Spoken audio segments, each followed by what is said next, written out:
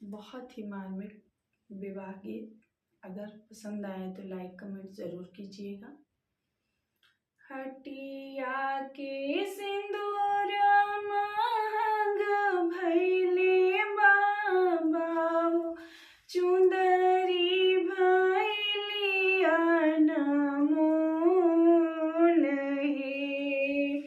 एही रे चुंदरिया के कारण बाबा, छूटेला नहीं हर हमार हे।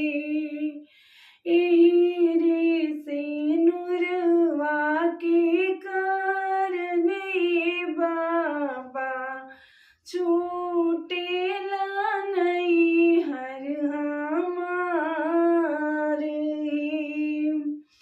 अम्मा कहे